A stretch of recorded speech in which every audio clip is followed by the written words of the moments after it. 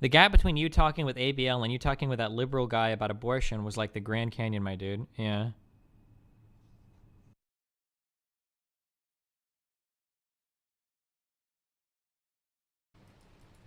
Liberal Sanity Project. What's up, my duder?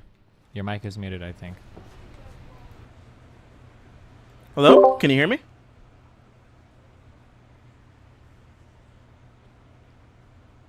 Hello? Hey, what's up? Hi, how you doing, sir? Hello? Hello, do you hear me? I heard you for a second. I heard you say hello. Hello, can you hear me? Oh, I can hear you now. What up? Sorry about that. Hi. So, like, I'm a small political YouTuber, and I want to change your mind on abortion. You think we can do that? I can't really have a conversation about it right now. My opinion is pretty in flux on a couple things, but yeah, go for it. I guess if you want to. Sure, hit me up. I promise you, we'll be approaching it from different angles. Okay.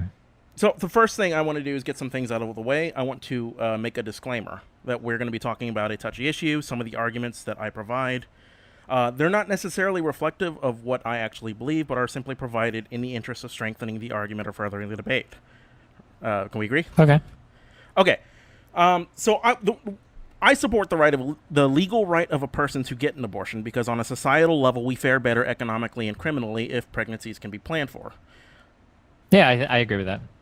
Well, shit, I was thinking you would disagree with that. That kind of just ruins everything now, doesn't it? Fuck. Well, fuck. I don't know how much you've heard, but I'm very much in favor of legally abortion. If for no other reason than because it literally can't be regulated. Like, if somebody really wants to get an abortion, you can't stop them from doing it. So it seems even dumb to enforce it like that. Sorry. Fuck. Yeah, okay. Well, we can talk about the philosophy if you want, but the philosophy is a little bit harder to break down because people tend to be it's subjective. Yeah, a little bit. Well, yeah, of course. Well, philosophy is because our moral systems are subjective, right? Yeah. Okay. So where we both struggle is the ethics of it. When is it okay to have an abortion and why? Um, I think the question should never be whether or not a fetus is a clump of cells because we are a clump of cells. I don't think the debate should be whether a fetus is a life. It is a life. I think the question should be whether a fetus is a person, and if it is a person, at what point in development does it become a person? You believe in moments of conception, right? Yeah, because that seems to be the most consistent time to define like your existence, the beginning of your existence. Yeah. Now, why would you say that's your? So actually, I've broken down what I think makes a person into a person by several points, and I want to see if you agree with this or not. That to be a person, in a technical sense, a person should be alive, a person should be viable, and a person should be capable of being absorbed into a social contract. Alive, yeah, probably, yeah, for sure. Viable, what do you mean by viable? Okay, so by viable, I mean capable of surviving outside of a womb with or without the aid of technology. Capable of surviving outside of the womb. I feel like we're kind of begging the question if that's included in the premise, do you think? Because I mean, you kind of like win the argument de facto if I accept that. Because obviously a fetus, by definition, can't survive outside the womb, right? Well, yeah. I mean, I would say that a violation of any of these tenets in terms of philosophy could revoke personhood, and by that criteria, it's not considered a human life. Sure. So Here's it's an unfair axiom. I feel like I feel like when you say viable, I feel like you're using that as a proxy for something else. So let me ask a question to find out. So if a person has to live on dialysis, you wouldn't revoke that person's personhood, even though they need technology to survive, right? No, by viable, I mean capable of surviving with or without the aid of technology. Sure. So is it really just because they're a fetus, or does it have more to do with violating the autonomy of the woman that you're like kind of like a leech of or whatever, or is that more that the thing that in terms of the viability argument? Oh, I would say it's a little bit of both, but I think generally we already accept that there's a difference between a fetus and a born person in terms of what makes them a person, and to demonstrate. Well, I would argue that. Yeah. Sure. Go ahead. Go ahead. Oh, actually, I want to hear your argument. Or well, I was going to say my argument against that is I would say that like that it has to be something more than that, because if we take somebody that is born and we take them like 5 seconds prior to them like breaching, I don't think that most people would be comfortable with saying like this is absolutely not a person, and then at the moment of birth they've become a person. So I would argue there's got to be something more So- different. This is why we usually draw lines between like third and second trimester you- stuff. But Sure, but and then- you can actually extract a fetus from a womb and it still be capable of surviving as a fetus. Like it could still develop. I mean, at this point, it's a person, and I think C-sections not all pregnancies actually result in live birth, and you can still have a baby out of it. sure. So I guess, yeah, sure. yeah. And then in that case, like whether or not you're, in that case, this is kind of weird too. These don't necessarily invalidate your argument. I'm just curious to hear your defense of them. So like in that case, you can argue that your personhood in some cases is actually defined by the technology at the time then as well, right? Sure. That like if we lived in a world where you were viable at 1 month, then a 2-month fetus is very easily a person. But if we lived in like prehistoric societies or some shit, like you're literally not even a person until like almost after you're born, because who the fuck knows when you're viable or going to survive, right? Yeah. Once the cord's been cut, then you're like a person. Okay. Absolutely. And this was what I talked about, like with the issues with moral relativism and how our standards for what makes a person change over time. There was a time when black people weren't considered people in the same sense as white people. So figuring out that point's important. But I want to propose a thought experiment, if you'll allow me. Okay. I'll allow you. Thank you, sir. This is to demonstrate to you and to most people who are watching that we don't consider a fetus a person at the moment of conception. And we'll use this as an example. Let's say that we have a petri dish with it's a petri dish with a fetus developing in vitro, and we also have a living, breathing child that's already born in a crib. And there's a fire that breaks out, and you can only save either the petri dish or the baby. Which one do you save and why? So I'm uncomfortable with these examples for a number of reasons, but the most pressing reason is because it's in my interest to lie to you in order to win the argument. I've actually heard this framed a different way. I mean, in answering yours, I would very easily answer that I would save the baby just because I know 100% that it's already born. Whereas, isn't it like up to 20% of women miscarry in the first trimester? It's a very surprisingly high number. Most people don't even realize it. They just have like a heavier period and they didn't realize. Just before like this 25 weeks, survivability is just generally a question. But I was proposing this question because if you believe that life begins on a moment of conception, in fact, let's even take it a step further. If you save the petri dish with the fetuses in vitro, there's a 100% guaranteed survivability of them. Now, which do you save? Whichever one you save has a 100% guaranteed chance of survival. You're really just like weighing one or the other. I don't know, like what you. I mean, I'd probably maybe the petri dish because it's easier to carry out. I mean, the way I understand what you're getting at. The way that I hear this thought experiment done before in a little bit more, I think to strengthen your position is usually if there's like a burning building and you could run out with one living baby versus 50 petri dishes that have like embryos in them, which would you choose? That seems to be like a more compelling version of this because now you're really weighing, Well, we can go with that, but it would never be a contest with me. I'd save the baby every time because I think there's a difference. Exactly. Yeah, and then someone in my position would have to say, I would save the petri dishes because it's 50 lives, and even if some of them don't make it, like statistically speaking, you're saving more than one life, right? Yeah. And I guess I would argue that the petri dishes would be more compelling to save because you've got like 50 unique people there as opposed to the baby, which is just one unique person, Sure. Or one person. It's actually interesting when people like comment that they're going to save the baby because it kind of implies that a person's only a person based on geographic location, which is it's an odd self-defeating ideology for being pro-life. Wait, what do you mean by that? I mean, if you get somebody who's pro-life that says they'll save the baby instead of the petri dish, then they're basically ceding that they've made a decision that one is more of a person in a technical sense than the other, and it's purely based on geography.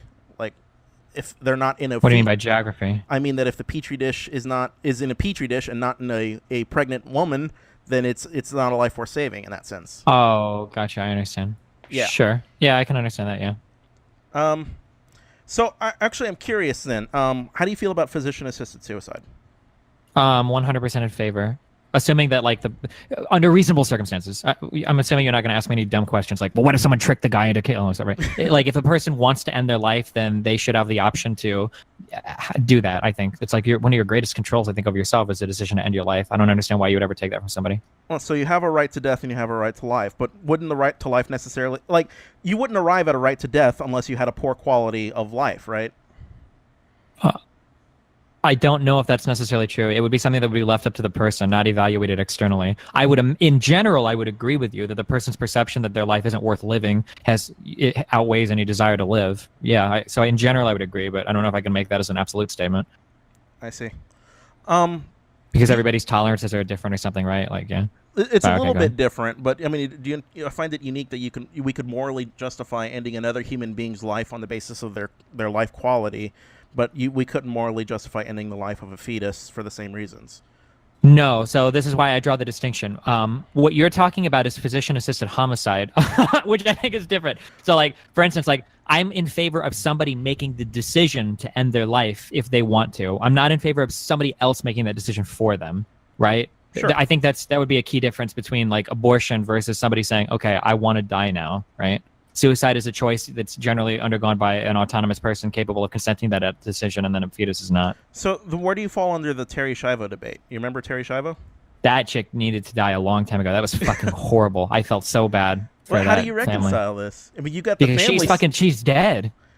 Oh, she's brain dead. She's physically alive. You've got a family saying her wishes were I to be kept don't- alive, and a husband saying her wishes were to die. How do you rule on that? I don't think it's comparable to a fetus at all. Like, a fetus is a person that is in the process of growing and becoming a person and has the potential to. Terry Schiavo was dead 100%. I consider death at brain death to be death. Like, you can keep a body alive. I don't know how. I imagine you could keep a body alive indefinitely, no? If you transplant enough maybe. organs. But wait, Yeah. once the brain is dead, you're dead. That's what I would consider death. Okay, so I mean, you wouldn't have a problem with abortion if a fetus were likely to be brain dead, had some sort of a. Oh yeah, no. And I would go farther than that. Like, if the mother's life is at risk, I would argue that abortion is totally, like, even morally. If I was a moral person, I would argue that, like, yeah, even morally, you can be okay with aborting somebody if there's a chance of the mother dying, even if it's not 100%. If there's a chance of the mother dying, just because the mother's life is guaranteed to be there, and a fetus is always iffy. And then yeah, if there's like severe, I don't know where I stand on things like severe Down syndrome or something like that. I don't know. I'm a little bit. I don't know. I could be swayed either way on those. But if the fetus is like irreparably brain damaged or something too, like that child in the United Kingdom, like that child was probably needed to be destroyed as well because that dude was way fucking dead. How do you feel about the state making the decision over the parents? Yeah, but I don't see that as the state making the decision. It seemed more like the state was acting as a representative of the child who had none, because obviously parents, own children. And I think in that case it was important for the state to intervene because the parents were fucking crazy. Gotcha.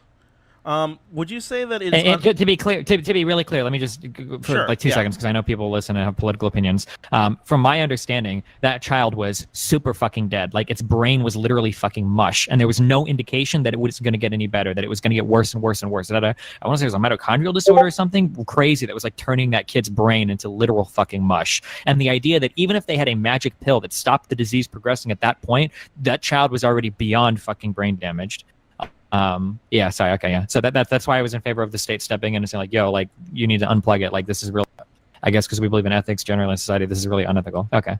Destiny doesn't understand the UK situation or to be commenting at all. Link me something that disagrees or fucking off yourself, you stupid fuck. I need you to give me a source that just disagrees with what I said, because there were 2 different neuroscientists that made there was a published statement talking about the state of that child's brain, and that child was beyond fucked. That child's brain, like, half of it was literally fucking mush. And they were trying to, like, indefinitely prolong this child's life, waiting for a literal biblical miracle to bring this child back from the grave. That even if they'd managed to 100% cure the disease, which there was no even inclination that they could do, that child was still beyond brain dead forever. Like, it was completely fucked. So if you have, like, something that disagrees with that doesn't come from fucking Breitbart, I would love to see the link, Luke Davis, because I know a lot of you centrist dumb fucks, like, hijacked that issue and turned it into some freedom of whatever bullshit, but it wasn't. That child was beyond fucking dead from everything I was aware of. Single payer I'm sorry. healthcare fear mongering?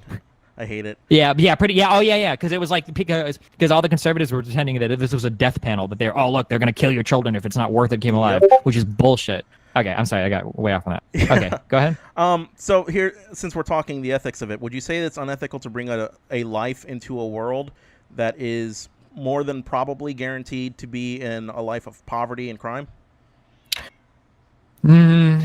I would disagree with that. It kind of sounds like antinatalism. A little bit.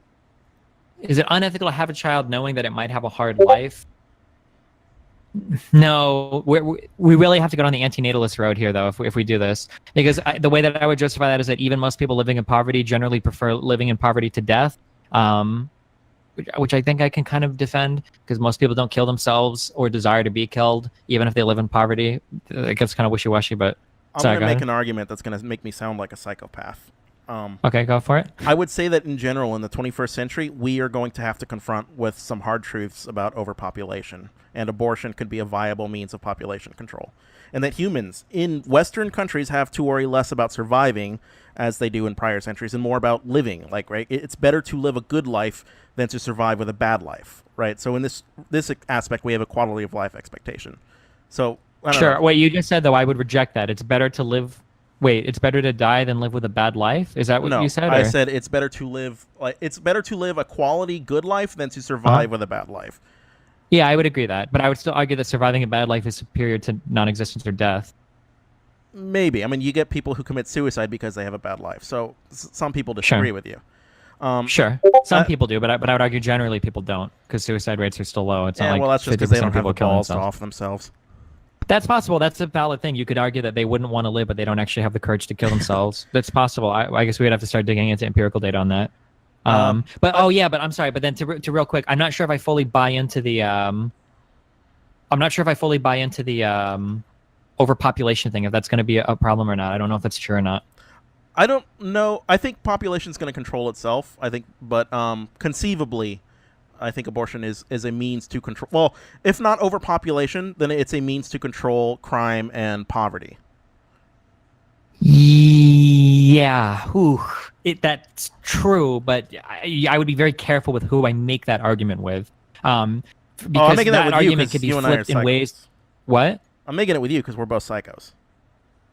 Sure, but even with a psychotic person, I would be very careful on how I flip that argument. So for somebody that's like very interested in like sociology and everything, that argument, in my opinion, is incredibly positive because if people want to have the ability to plan other families, if people want to have the ability to choose when they want to have children, then I would argue that abortion and other forms of contraception are incredibly positive things. So that's a great way to reduce crime. But if you're like a race realist and you say like, well, black people as a per capita have way more abortions than white people, I am and we need most to keep black definitely people not. from having kids. Yeah, okay, yeah. So I am I'm just totally calling it lefty carefully because I libcuck. know that like I have people that listen to me that are probably race realists because I'm streaming on YouTube. So, I know. but so yeah, so I would be very careful how I phrase that. But I to know. another sane person, yeah, I would agree that. And actually, I think that there has been controversial literature that's been written and published Yeah. about crime rates falling in I was actually accordance going to to provide abortion. that to you. Yeah. As far as it's called the Levitt-Donahue hypothesis, and what they did was they looked at the trend of crime over time, and they Yeah. looked at the demographic groups that were most likely to commit crimes, which were like males between a certain age, and they noticed that so many years after Roe versus Wade, a substantial drop in crime occurred, and that the states Yep. that had legalized abortion before Roe versus Wade experienced that same drop in crime sooner than the rest of the country. So Yeah, that's the hypothesis. It's Yeah. controversial, but fuck, what are you gonna do? Yeah, sure. And I mean, I've seen a lot of very similar stuff. Do you know who James Alsop is? Yeah, he's crazy. Yeah, white nationalist, fucking insane piece of shit.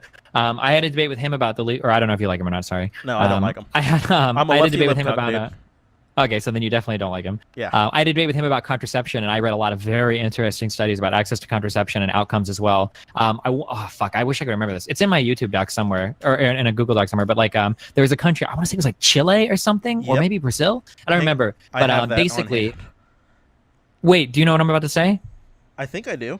Hang on, let me send it to you. And this. Does it have to do with when contraception got more expensive for like 2 weeks? No. Okay, so we have something different. I was going to talk. Okay, yeah. It's about abortion. Oh, mine had to do with contraception. Some company went out of business or something, and there was it was like a 1 month period or some shit where the pill became more expensive, and they actually traced that through 15 years. And they like 9 months after that pill, there was like a noticeable outside of margin of error increase in births. And they're doing like a longitudinal study. They followed these outcomes and showed that these children in general had worse education, had worse crime outcomes. Like all of these negative outcomes were affiliated with just like the absolutely. cost of that. Yeah. So The- I the mean, same study I'm was done for absolutely abortion, positive too. that. Gotcha. Yeah. So I'm absolutely positive that you could apply that to abortion as well. Yeah, for sure. There's another one. I just sent it to you on Discord, but it's basically the economic side of it. If you want, I can read you a snippet from that I quoted. Yeah, sure. I doubt I'm going to disagree with anything you're about to say. I'm but sure yeah, you're not. yeah, shoot it at me if you want, or just read me the abstract or conclusion. Well, I'm trying to get you to go to the pro-choice side by convincing you that it's better in the long run for everybody. Oh, sure. And this is why I said this argument is kind of boring or it's going to be like really bad. Is it like from a legal point of view, like the way that I want to get rid of abortion is by making contraception free to everybody and the availability, not just free, but like the availability of it, like as free as possible Well, so that we don't have to have abortions because, yeah. And I think even you would probably agree with that because generally Yeah, abortion is more rough generally. on the body than contraception is, right? Generally, yeah, but I would submit Yeah. to you that it should still be available because a contraception can fail and condoms can break. Yeah, sure. Yeah, I really don't like the idea of it, but then going back to pragmatic shit again, you can't keep somebody from getting an abortion if they want to. So yeah, I mean, I would never be in favor of making it illegal ever. I think it would be bad for society. Okay. Um, so you talked to what did James Alsop give you like some white genocide nonsense regarding contraceptives? He's a white nationalist, white nationalist, traditional conservative. So his argument was that God. he tried to talk about like sexual degeneracy or some stupid shit. I don't know. He's a fucking idiot. He's Well, stupid they though. dress it up with women having the most babies they can, the most white babies in particular, and I think that's why they're such heroes of JF, even though JF's all fucked up. Yeah. Well, okay. JF is very much a white supremacist as well. Whether or not he's Yeah. admitted about it, I can't tell sometimes because he hides behind like his evolutionary biology memes. But I think it's pretty clear. But I mean, they hide behind evolutionary biology for PR purposes. But I want to make a blanket statement for those people who believe that there's a crime or there's a birth rate dropping with white people, and about the effects of that.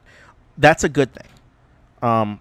What that means is white people are rich in so many words that you have better access to healthcare, you have better access to contraceptives, you have better educated, women have more options in the workplace, all of these different things that basically lead to a higher quality of life. That's all that means. In so many yeah, words. generally, I think that's a trend around the world where this is why I said I don't necessarily believe in the overpopulation memes. That as people become more wealthy and have access to more institutions, they tend to have less children. That's why we've seen like birth rates drop off about pretty much the entire Western world. Yeah? If you like, I can send you a study about that, but it's not really related to this, so we don't have to bring it up. Anyway, I was going to read the thing about the economy. If I Sure, can. go for it. Not about. All right. So the implication from these findings is that marginal children who were not born due to abortion legalization would have lived in more disadvantaged circumstances than the average child in their cohort. This indicates sizable positive selection among those pregnancies, that were carried to term following the legalization of abortion. In other words, the evidence strongly suggests that abortion is used by women to avoid bearing children who would grow up in adverse circumstances. So, Sure, not surprising. yeah. Man, I don't know how to sway you. I was really hoping you'd be against it on a societal level. I mean, I've heard the pragmatic thing, but I always assume yeah, that... in some ways I am. It's just I'm just like really Basically, my big thing is that like I'm really uncomfortable with the idea that I could have been killed as a fetus. That makes me very uncomfortable. I would want at all points in my life to make sure that like people aren't able to kill me and that there's like huge repercussions for that. I would never want that to happen. So that's why I'm kind of careful. Either, but I would ask this as a question because it's this is a weird question, but follow me. Were you ever worried that you could be killed as a sperm? No, but then like again, when I try to like, I don't consider a sperm to be anything remotely human. It's just not. It never was me. Nothing about me, that biological entity, was ever a sperm. Whereas like I can trace the beginning of my existence as being a fetus. Well, you can trace it further back. You're the sperm that made it to the egg. Conceivably, you're the Stephen Bonnell that you are today because you're the sperm that made it. Had a different sperm made it, but like you could be a different person. There were like, yeah, but I feel like it was the egg and the sperm combining that created the first thing that I could ever originally call me. Like before that, I don't think I could be like hypothetical sperm number 422 million or hypothetical. Is it ovum? I don't remember what eggs are called. I don't remember. I don't think it's ovum. Name for female reproductive egg. Or like I could never be called like 50 million, egg 50 million 42xb or whatever. But like the second like an egg and a sperm come together, that is like you. That biological entity will grow into you. But without those two things coming together, it'll never happen. I guess. Yeah, is it ovum? gotcha. It might be ovum. I don't know, but well, you at least understand. But even that's my kind of like process on that. Yeah, it's a really hard one, and again, like because like pragmatically, I'm not really opposed to abortions. It's not an argument that I even have that often because like actually, can I pick that apart? Yeah, go for it. Knock us out. I know I'm interrupting a lot. I'm sorry. When you go for it. When you say pragmatically, you're not opposed to abortions. My understanding is you only mean that because women are going to find a way to get an abortion anyway. Yeah. Let's say you're dictator destiny, ruler of the world, and you can know for sure that no woman could get an abortion ever. Like you could do this. Would you?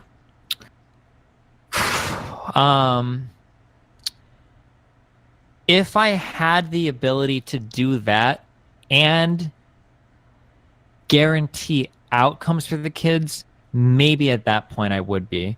So can we say So, that like, let me give an example. So, here's Sure. something that I'm very frustrated with. Conservatives tend to be pro-life, but they only care about it up to the moment of birth, and then they could give a fuck less about it. Yep. So, if I was a dictator that had the resources to ensure that if you had delivered a child, you could immediately give it up to adoption to the state, and the child could be cared for and like would grow up and have like reasonable expectations of living a decent life, then I would be okay with it. But I don't think I would be okay being a dictator saying something along the lines of like, oh, well, you must care for this child up until it's born, and now that it's born and you didn't want it, like you're super fucked. Or maybe I'm not. I don't know. I would have to think about that more actually, because I wouldn't accept that argument if a parent wanted to kill their 6-month-old child. I wouldn't say, well, yeah. So I wouldn't be okay with that.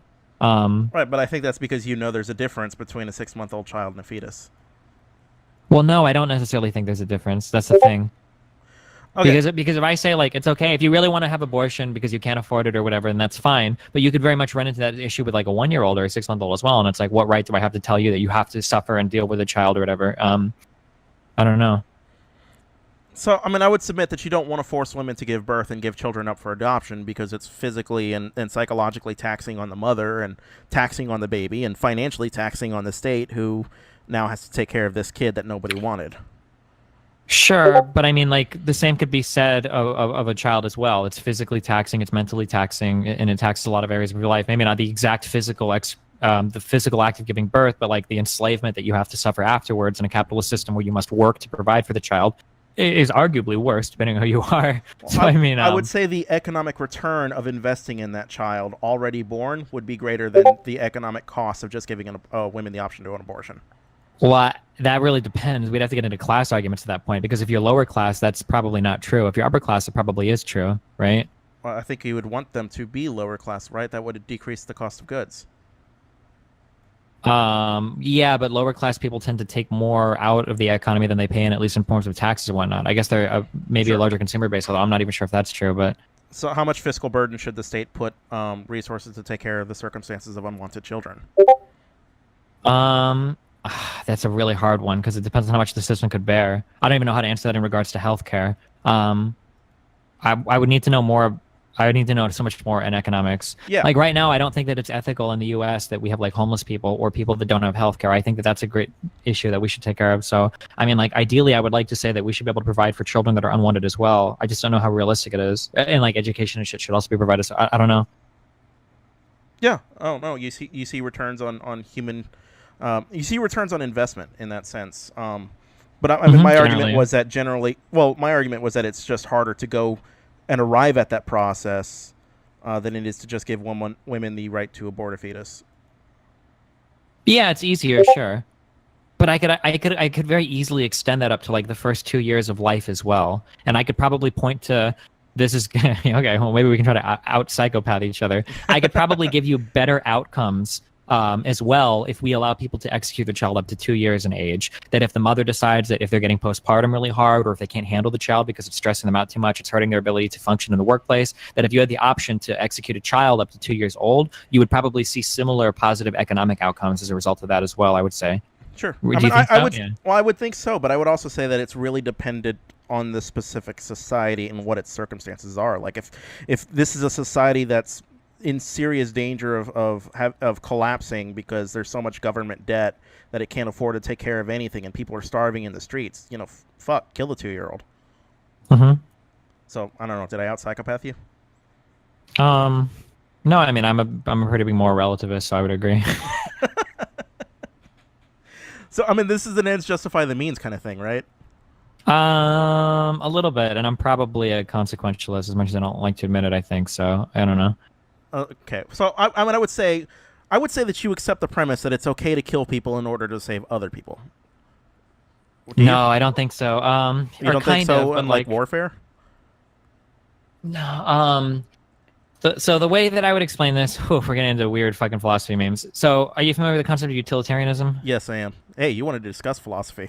I was all about that economics. Okay. Do you know anything about utilitarianism? Yeah. It's you do what works, right? You Kind take of. the option There's with the most utility that ends up making everything best for everybody. Sure. Yeah, more or less. So you got something called rote utilitarianism or rote consequentialism, and rural utilitarianism or rural consequentialism. I don't know if they call it utilitarianism or consequentialism, but the idea is that an intelligent utilitarian won't just have outcomes that are directly A and B, like beneficial to more people versus not. Because what you have to do, a rule consequentialist would argue, well, we need rules that work for society. So, like, here's an example. Let's say that a rote consequentialist would argue that killing one people to save four is always good because I'm a consequentialist and I can see that it's a higher consequence. But Sure, a rule then you consequentialist. normalize doing that.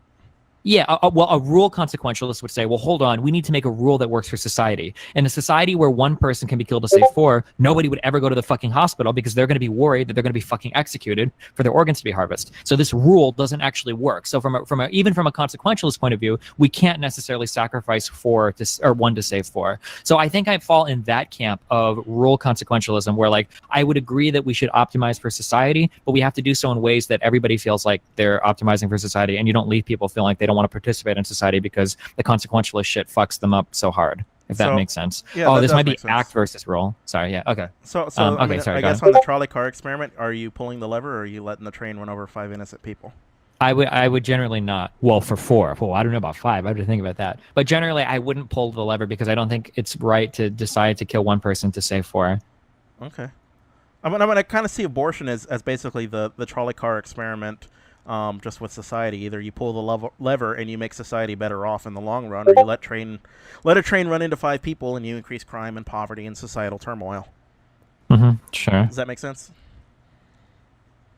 And I guess I would argue that maybe because I'm still I'm a dirty liberal. I don't know if you're are you like a socialist or anything? No, I'm not a socialist. I'm actually pretty centrist in my opinion.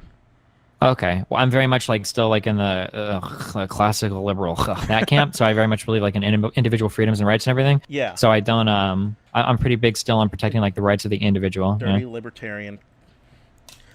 Okay. Well, and then let's take this from this example, because if you're in your classical liberal sense, you have to believe in a privacy expectation, right? That you have a right to privacy. Yeah. Okay. So I'm going to make an argument on another dimension from what we're used to talking about.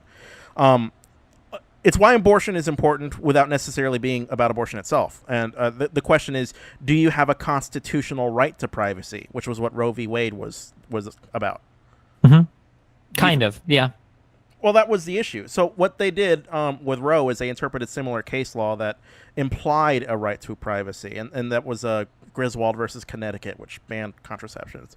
And the court found that the ability of a woman to determine whether or not she wanted to have a child was a matter ultimately of privacy, and that there is no explicit right of privacy in the Constitution. You have an implied right. So sure, but then I would argue that that's built upon the concept that the fetus isn't a person. Because if the fetus was a person, these same arguments wouldn't hold true. For instance, you would never argue that someone has the right to privacy, so they should be able to execute the 2-year-old child, for instance, right? You would always argue that that right to privacy there. Well, I don't think the Supreme Court ever handled the fetal personhood issue. I think they basically said that. I think implicitly they kind of did, though, right? Because again, like we would never make these arguments that it's okay to have the private right to kill your child because it's a person, right? And we extend personhood and constitutional rights, but we clearly don't do that to a fetus, right? Right. Well, I think that what the argument they went with was if the fetus is viable for the purposes of the law, they consider it a person. Sure. So which is essentially kind of like where we're at right now in society, I think, in terms of determining if it's a person or not. Yeah. Which is tough. But, I mean, it's important because the next logical step from questions about privacy as far as government regulation goes is what kind of expectation of privacy are you going to have in the age of the internet? Or what kind of bathroom can you use if you're a trans person? Right? So if Roe v. Wade is overturned on a privacy basis, there might exist constitutional grounds to interfere in other instances of life where we might consider privacy. Okay. Is that agreeable generally? Wait. You got cut off a little bit at the beginning there. What were you saying? Oh, I'm sorry. I said that Roe v. Wade, like... Oh, no, I'm sorry. At the very thing, you just asked me a question, but like the first part of it got cut off.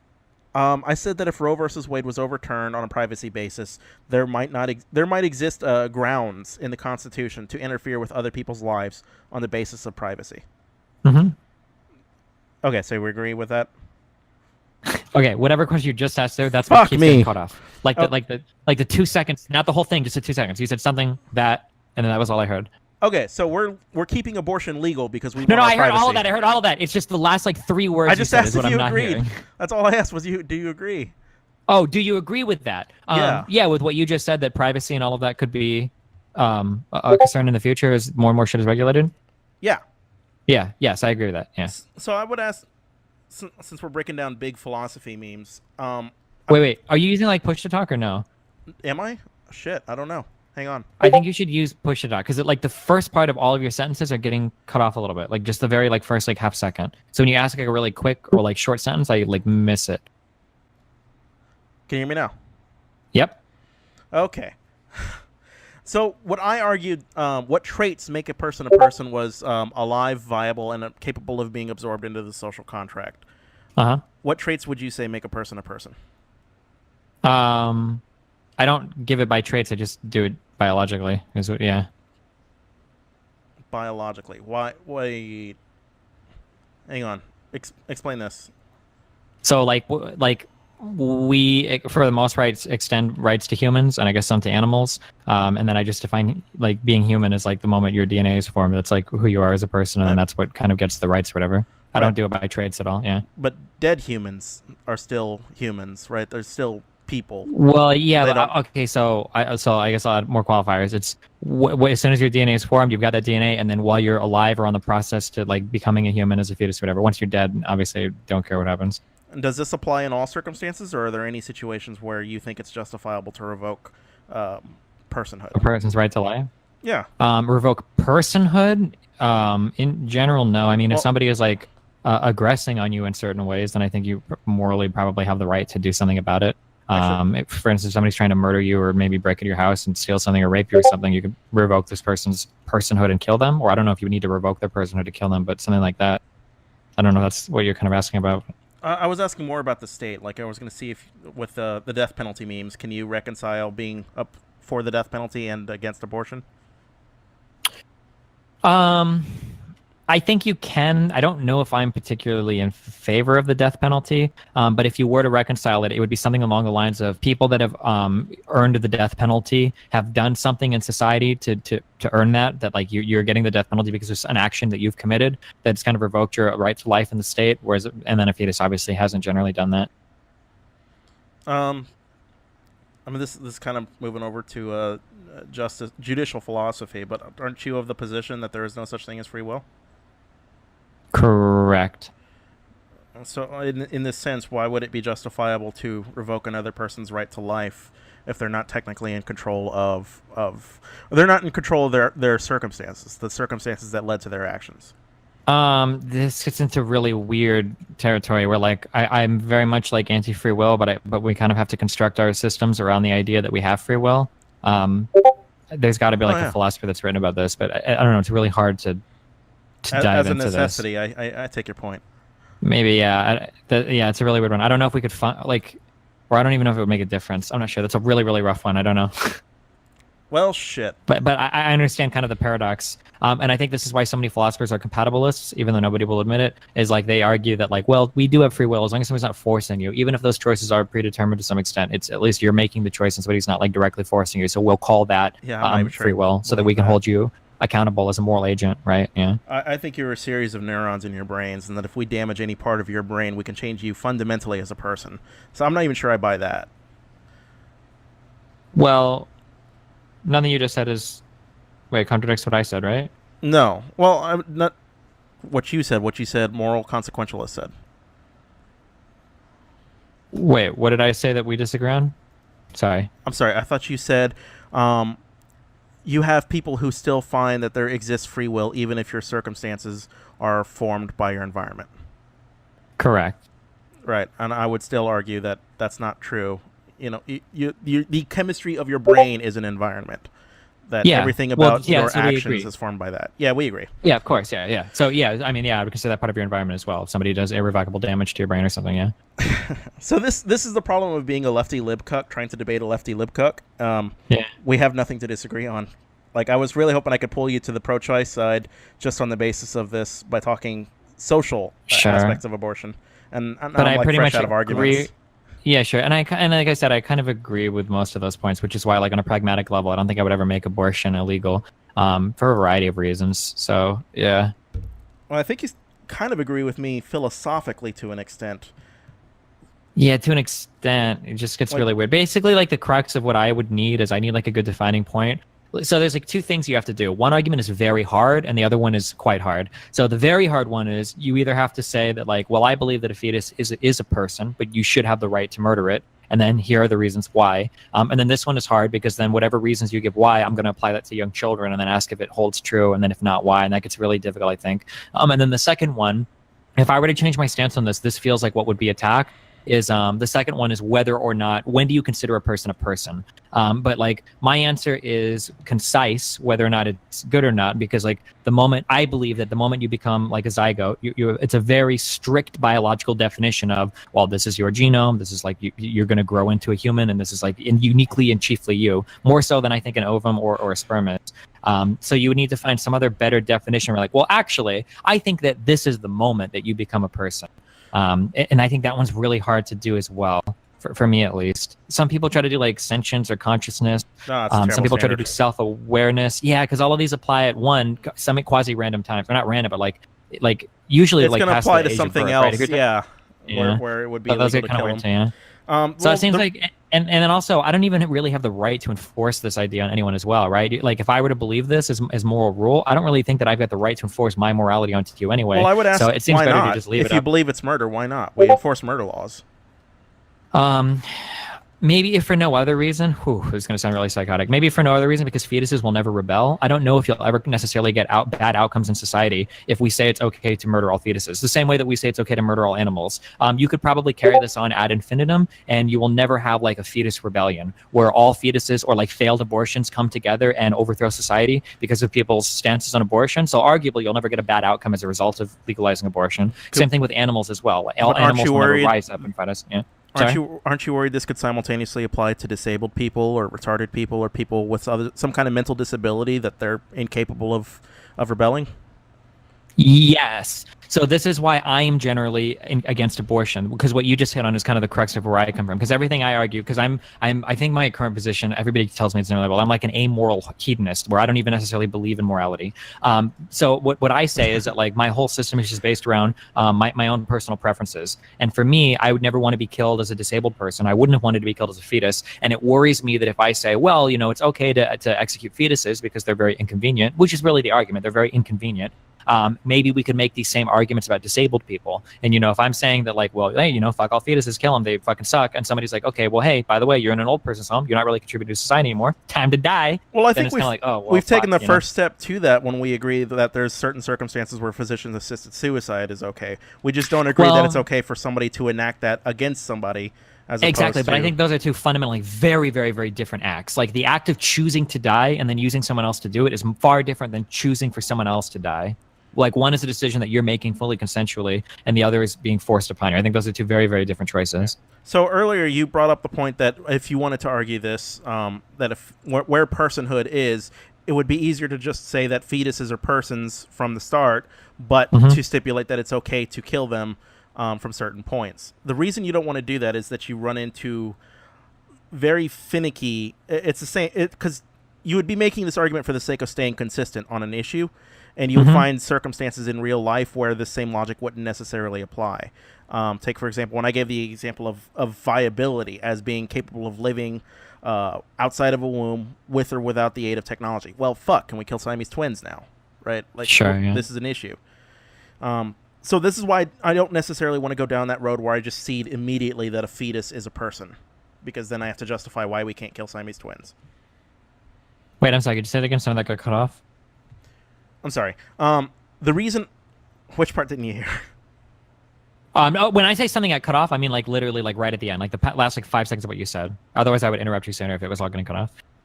Okay, so you don't want to you don't want to call a fetus a person from the beginning because then you have to justify why it's not okay to kill a conjoined twin.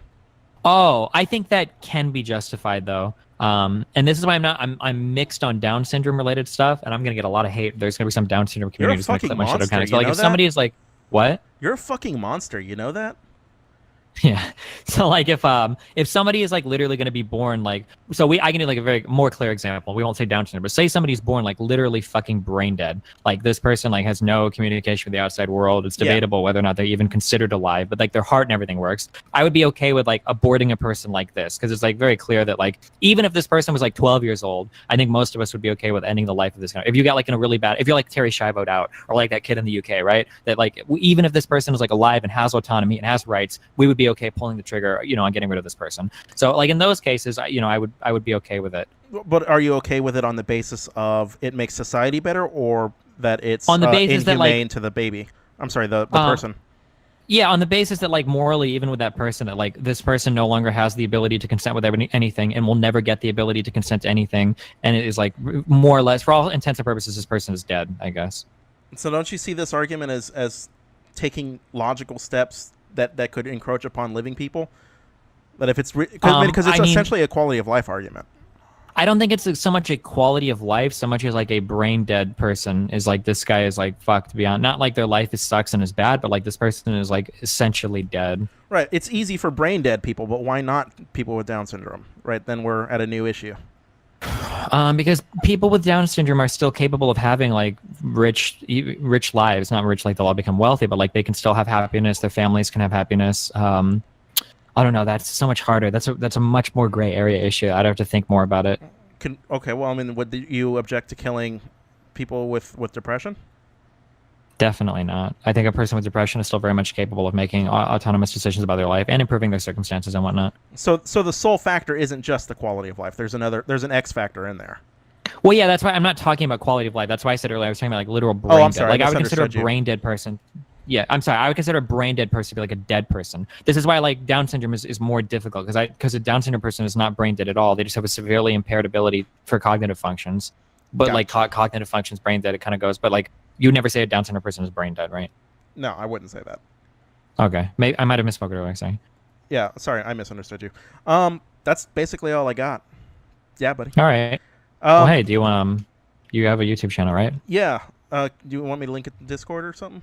Fucking link it in chat, dude. Plug that shit. Oh, hang on. Let me get the URL. I should have had this already set. Yeah, way to go. You fucked up. I fucked it This is all your big up. break. Now you're My ruining it all. Big break. I'm ruining it all. I'm just spamming it, and wait, I can't spam it. The message is identical to the last one you spammed. Well, it's the one I just posted in chat. Or send it to me, and I can link it in chat or whatever, because I don't get banned in my chat. Okay. Before I go, is it all right if I say something more? No, I can say bye, buddy. Okay. For those watching, I am the Liberal Sanity Project. I do YouTube politics. I'm pretty awful at it, but I'm learning every day. The second thing I want to do is I want to extend like a very serious thank you to you, Destiny. And I'm sure you feel the same way about flattery as I do, that it's a little awkward because it like disarms you. But like I actually want to sincerely thank you because before I got into YouTube politics, leftist YouTubers were being absolutely eviscerated. And I don't know that I would have had the balls to jump into the ring if I didn't see you do it first. So you've compelled me to think about certain things and to make certain arguments. And I know you don't think of yourself as an advocate for anything, but I'm glad for the work you've done all the same. Thanks, buddy. I appreciate it. All right. Thank you, sir.